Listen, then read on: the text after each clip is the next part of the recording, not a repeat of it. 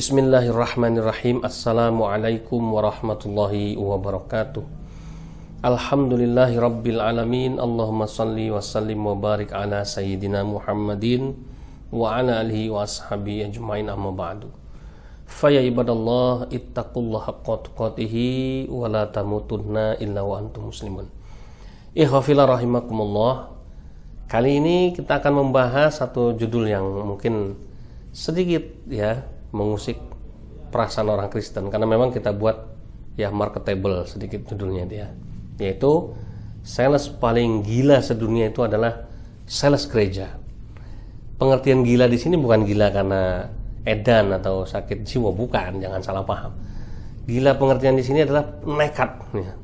Kita tahu ya pengertian gila dalam konteks percakapan sehari-hari bukan melulu itu artinya sakit jiwa, tapi di sini nekat nih ya. Jadi sales paling nekat sedunia itu adalah sales gereja. Bagaimana nggak nekat?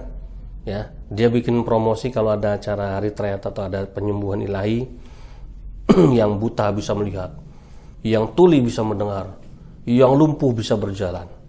Bahkan ada juga yang berani mengklaim yang mati bisa bangkit kembali, masya Allah.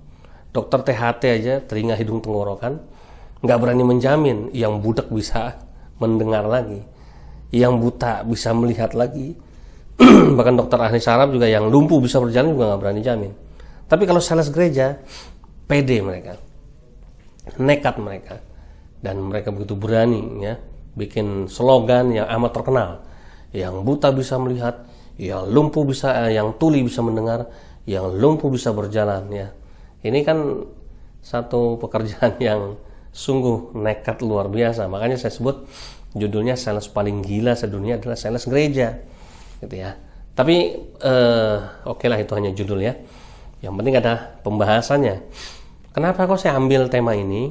Karena banyak pertanyaan di luar sana.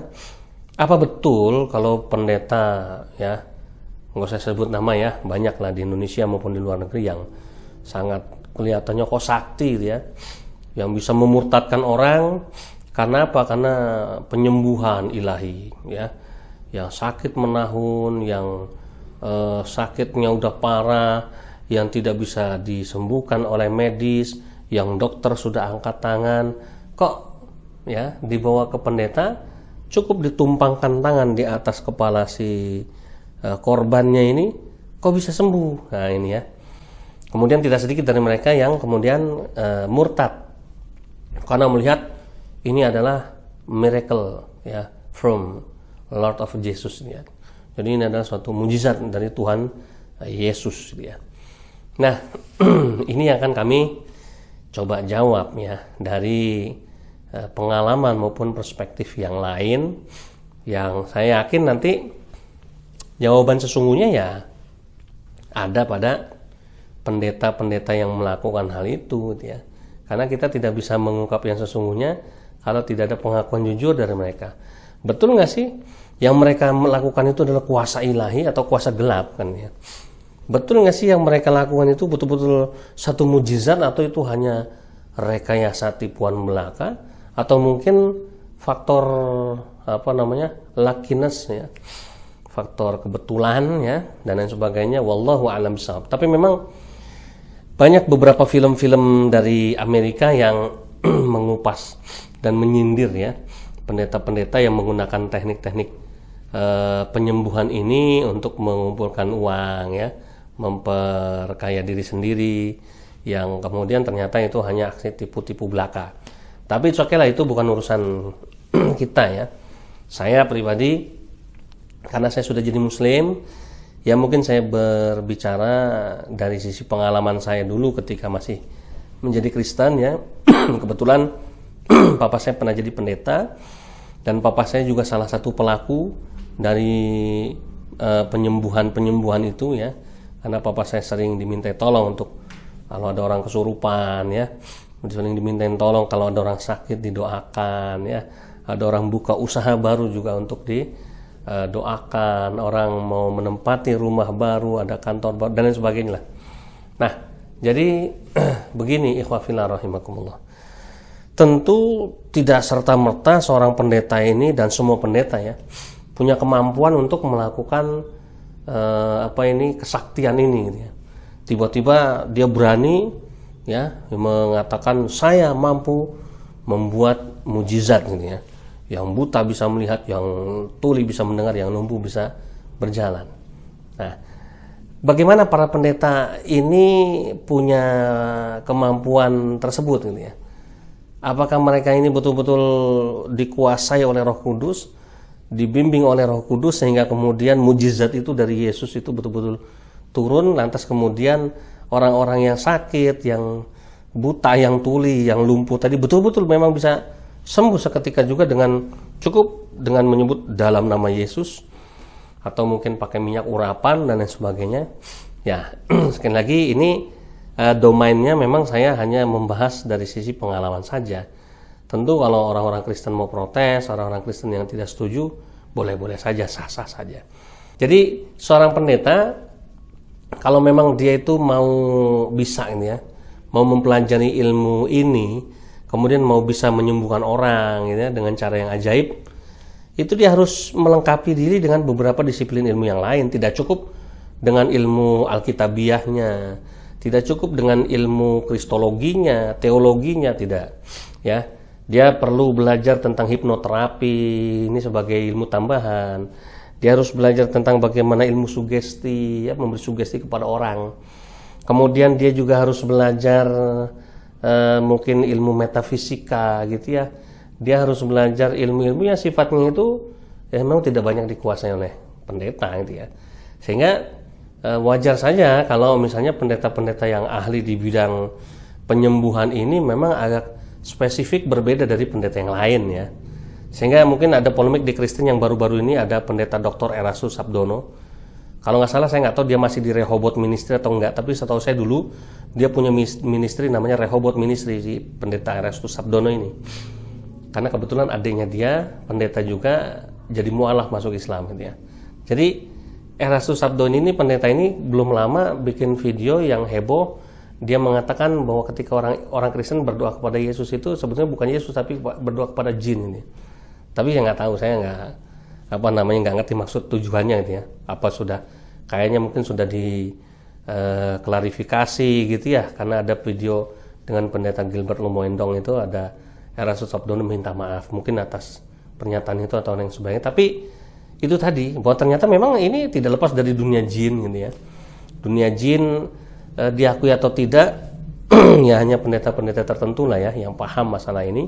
Yang pasti itu tadi, tidak semua pendeta itu dengan ilmu teologinya yang dipelajari di kampus, ilmu kristologinya yang dipelajari di sekolah pendeta atau sekolah Alkitab, dia tiba-tiba bisa secara sakti menyembuhkan orang, ya, kemudian mengusir roh-roh kegelapan gitu ya. Tidak, tapi dia perlu belajar tambahan ilmu yang lain ya, terutama ilmu sugesti, hipnoterapi ya, ilmu metafisika ya, sehingga dia bisa merasakan ya, dia bisa mungkin melihat, dia bisa berkomunikasi ya dengan dunia yang lain ya. Sehingga kalau kita lihat di Afrika terutama ya, ada pendeta kok segitu hebatnya, dia bisa bertarung dengan dukun, dia bisa menyembuh, bahkan menghidupkan orang yang mati pernah gitu ya. Tapi setelah itu kebongkar ternyata itu hanya hoax gitu ya.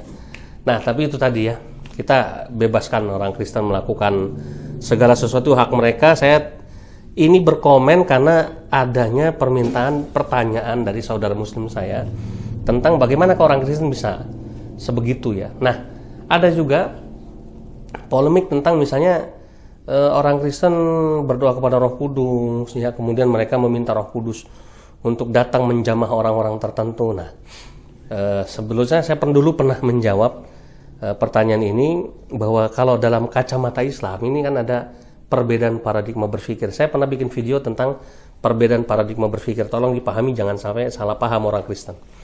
Bahwa ada kacamata yang berbeda. Menurut orang Kristen ketika dia berdoa kepada Roh Kudus, atau mungkin dia ketika dia kemasukan Roh Kudus, atau mungkin dia mentransfer Roh Kudus itu kepada orang lain, itu adalah Roh Kudus dalam kacamata mereka. Tapi menurut kita umat Islam itu bukan Roh Kudus, itu adalah jin misalnya gitu ya. Nah ini, dan tidak bisa orang Kristen menyalahkan orang Islam. Wah, kalau begitu kok kamu ngatain Roh Kudus saya jin, ngatain salib saya jin. Karena memang ada perbedaan paradigma berpikir gitu ya.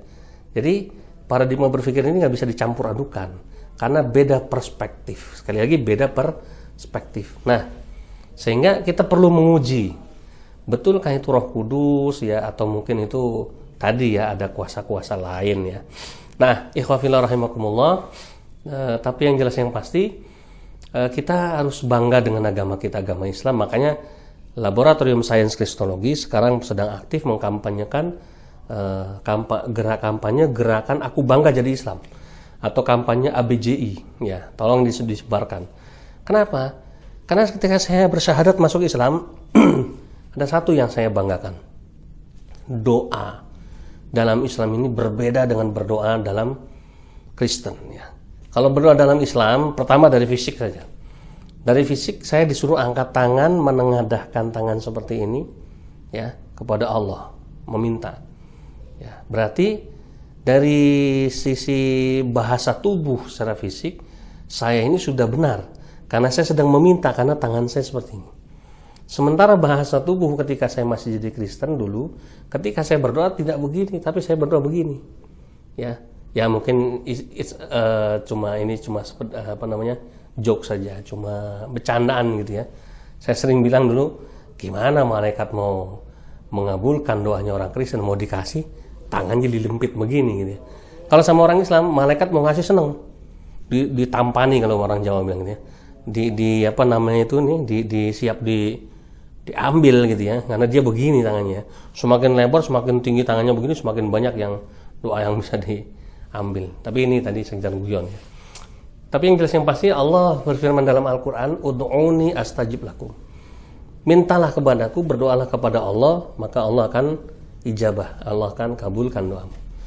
Hadis Nabi juga ada, ad-du'a'u mukhul ibadah. Doa itu adalah puncak dari ibadah seorang muslim. Maka sholat pun itu adalah doa. Ya, kita diwajibkan berdoa. Orang yang nggak mau berdoa pada Allah adalah orang yang sombong. Ya, sehingga tidak boleh dalam Islam orang yang tidak mau berdoa. Sehingga kita membutuhkan doa itu. Dan doa itu dalam Islam semuanya sudah diatur. Doa dari bangun tidur sampai tidur lagi, doa dengan doa menurut peristiwa-peristiwa yang terjadi dalam kehidupan kita, semuanya sudah ada tuntunannya dari Nabi kita Muhammad SAW. Ya, mau doa apa coba? Misalnya contoh mau bangun tidur ada doanya, mau tidur ada doanya, mau makan ada doanya. Jadi doa itu bukan dibuat oleh kita. Kalau di Kristen doa itu bebas ya. Semakin bagus pendeta membuat kata-kata, semakin bagus pendeta itu bisa mengarang ya kata-kata yang begitu mendayu-dayu, suaranya begitu penuh dengan sentuhan-sentuhan yang memikat gitu ya. Kemudian pilihan kata-katanya pun tepat. Wah, itu semakin histeris yang jemaatnya yang berdoa. Amin haleluyanya itu semakin kencang dia. Berbeda di Islam ya. Di Islam semua doa itu boleh kita berdoa pakai bahasa Indonesia, boleh, bukan tidak boleh. Tapi perbedaannya mencolok adalah ada tuntunan dalam Islam, tuntunan baku ya, yang kita nggak perlu ngarang-ngarang. Sudah disiapin ya. Mau tidur ada doanya. Bismika Allahumma ahya wa bismika amut, ini gampang ya. Mau makan ada doanya. Allahumma barik lana fima razaqtana wa qina adzabannar. Ya. Kemudian mau keluar rumah, bismillahi tawakkaltu 'alallahi la haula wala quwata illa billahil aliyil azim. Ketemu dengan sesama muslim, assalamualaikum warahmatullahi wabarakatuh. Itu pun doa. Mau hujan ya, ketika turun hujan ya, ada doanya, Allahumma shayyiban nafi'an ya. Kemudian ada angin ya, angin kencang, ada doanya, Allahumma inni as'aluka khairaha wa khaira ma fiha wa khair ma arsalat bi wa na'udzubika min syarriha wa syarri ma fiha wa syarri ma arsalat bi ya. Kemudian ada petir ya yang nyaring kencang sekali ya, menakutkan. Subhanalladzi yusabbihu ar-ra'du bihamdihi wal malaikatu min khifatihi. Ada doanya. Ya, jadi saya kagum dengan Islam itu, semua yang kita lakukan ada doanya. Luar biasa. Semua sudah ada tuntunannya. Jadi buat seorang muslim ketika dia berdoa, ya dia cukup menengadahkan tangan, ya doa-doa itu sudah menghampirinya, sudah redaksinya. Redaksinya itu bukan karangan dia sendiri. tapi sudah diajarkan keluar langsung dari mulut baginda Nabi Muhammad SAW, dan itu tinggal kita hafalkan saja, kemudian kita mintakan kepada Allah. Berbeda dengan doa karangan kita sendiri, mulut penuh dengan hawa nafsu, mulut yang penuh dengan kesalahan, kekurangan, kesombongan, ya, kealpaan dan lain sebagainya, kemudian berdoa mengarang, ya, mengarang doa menurut hawa nafsu kita. Betapapun bagus kata-katanya, kalimatnya, tentu tidak sehebat kalau doa yang sudah diajarkan oleh Nabi Muhammad SAW. 1400 tahun yang lalu Nabi Muhammad sudah mengajarkan, keluar rumah doanya ini, masuk rumah doanya ini, mau pergi naik kendaraan doanya ini, kalian mau makan doanya ini.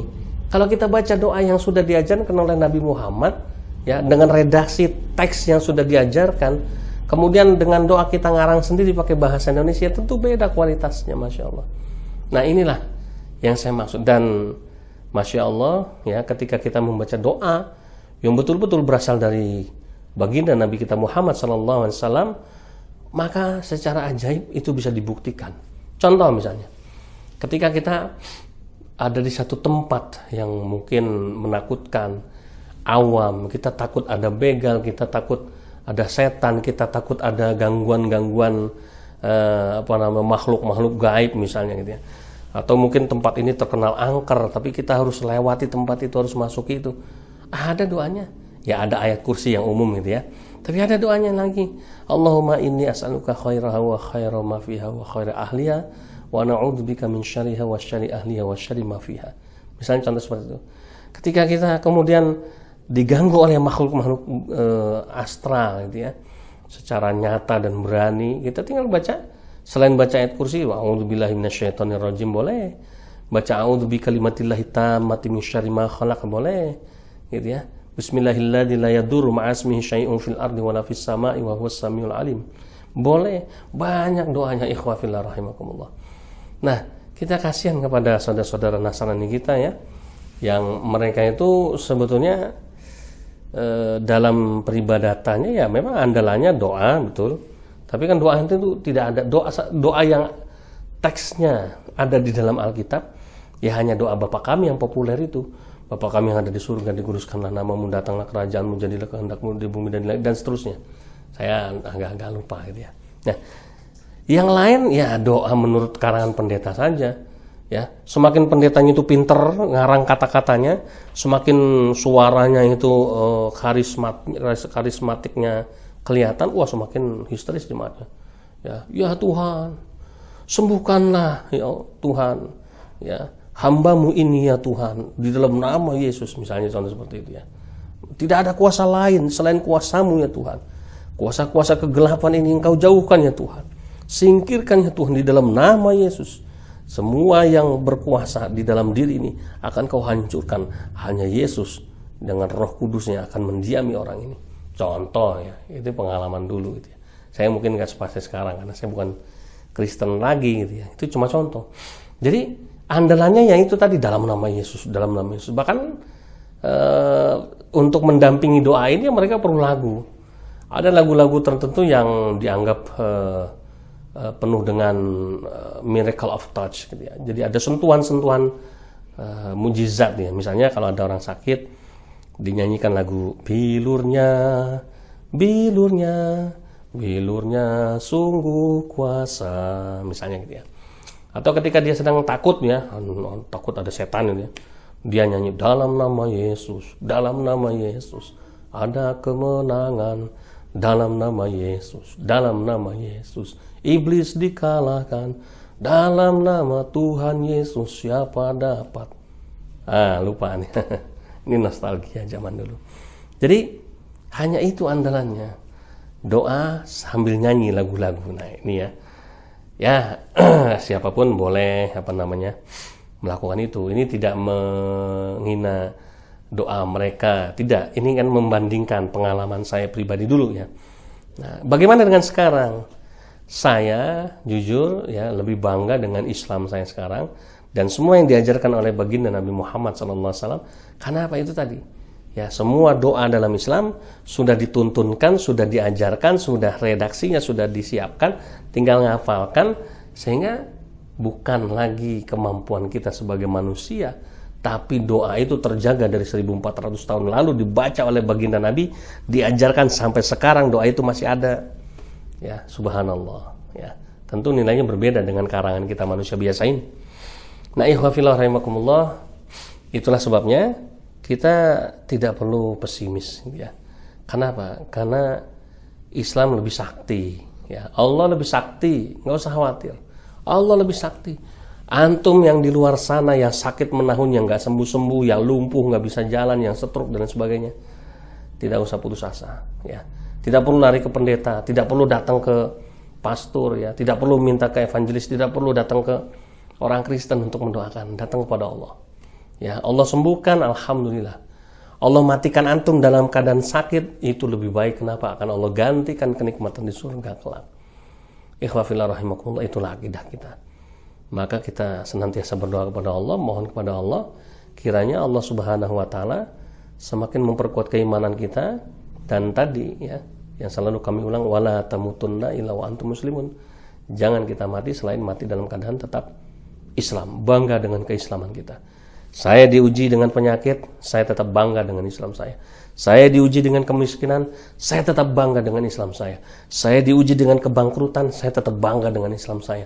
Saya diuji dengan banyaknya hutang, saya tetap bangga dengan Islam saya. Saya diuji dengan berbagai macam gangguan-gangguan gaib, saya tetap bangga dengan Islam kita. Kenapa? Ya, karena itu ujian dari Allah dan itu akan berakhir. Allah akan mengangkat kita manakala kita betul-betul bisa menunjukkan semangat perjuangan kita untuk lolos dari ujian itu, dan Allah akan menggantinya. Ya, Allah akan menggantinya dengan kenikmatan yang luar biasa, jauh, ya, lebih baik lagi. Ikhwafillah rahimakumullah, itu, ya, yang bisa saya sampaikan. Ingat sekali lagi, tidak untuk mendiskreditkan Kristen, ini hanya bagian dari pengalaman. Karena apa? Karena sales gereja juga aktif, ya, mempromosikan diri. Kita dengar di Facebook, ya, di YouTube, mereka juga luar biasa melecehkan, bahkan menghina ajaran-ajaran Islam. LSK itu bahasanya sudah sopan santun, ya. Pelan-pelan kita atur supaya jangan sampai kata-kata kita kasar.